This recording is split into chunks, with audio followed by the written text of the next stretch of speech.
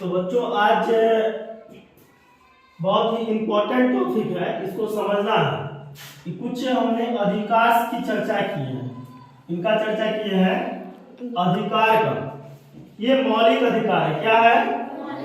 मौलिक अधिकार। ये मौलिक अधिकार है जो इस प्रकार लिखे गए हैं, इनको देखना है और समझना भी है। पहला में मौलिक अधिकार है समानता या समता का अधिकार। क्या है बच्चों? हाँ, समता या समानता का अधिकार। और समता का मतलब होता है, समानता का अर्थ होता है कि जिस समाज में हम रह रहे हैं, जिस देश में रह रहे हैं, वहां पे जाति के आधार पे, लिंग के आधार पे, ऊंच नीच के आधार पे, संपत्ति के आधार पे, यानी कि किसी भी तरह से भेदभाव वाली स्थिति ना हो। एक दूसरे को हम लोग ऊंच नीच की भाव से न देखें। ठीक है? सभी को समान रूप से समाज में जीने का हक है, अधिकार है ना? तो उन्हीं को कहा गया है, मतलब प्रत्येक व्यक्ति के साथ समान व्यवहार ही क्या कहलाता है? समता का अधिकार या फिर समानता का अधिकार, जो संविधान के अनुच्छेद 14 से 18 में चर्चा किया गया है। किनका चर्चा किया गया है? समता या समानता का अधिकार का चर्चा अनुच्छेद 14 से 18 में किया गया है। दूसरा नंबर पे देखते हैं। दूसरा नंबर पे बच्चे स्वतंत्रता का अधिकार। स्वतंत्रता का अधिकार, इनका चर्चा है अनुच्छेद 19 से 22 के बीच। मतलब संविधान के अनुच्छेद 19 से 22 में वर्णित है स्वतंत्रता का अधिकार। याद रहेगा ना? हाँ, याद रखना है, भूलना नहीं है। फिर तीसरा हम लोग देखते हैं शोषण के विरुद्ध अधिकार।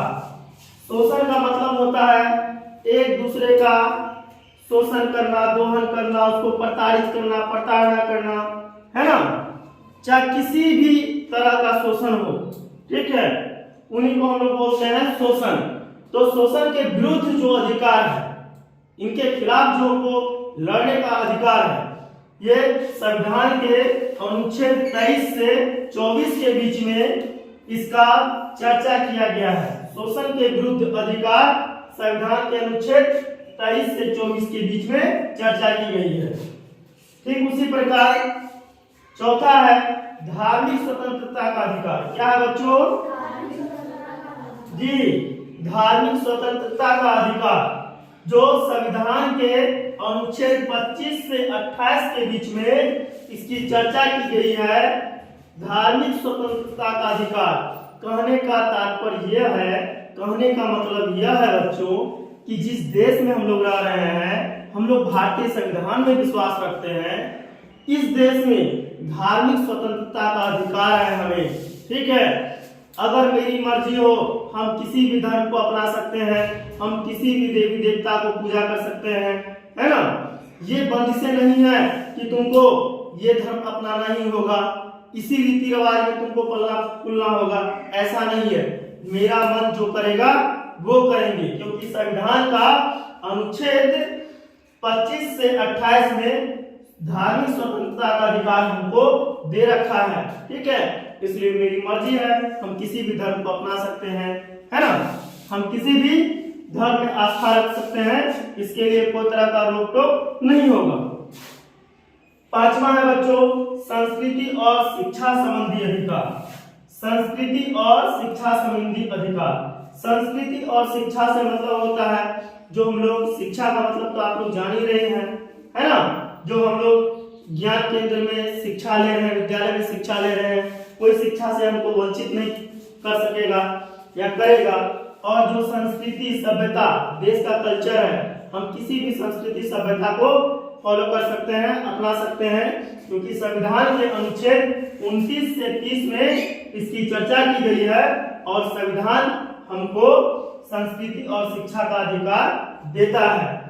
कितना अनुच्छेद में? 29 से 30 में। छठा है बच्चों संवैधानिक उपचारों का अधिकार। संवैधानिक उपचार, संविधान के अनुरूप, संविधान के अनुरूप जो उपचार होगा, ये उपचार हमें देता है अनुच्छेद 32। अनुच्छेद 32 में संवैधानिक उपचारों का अधिकार है।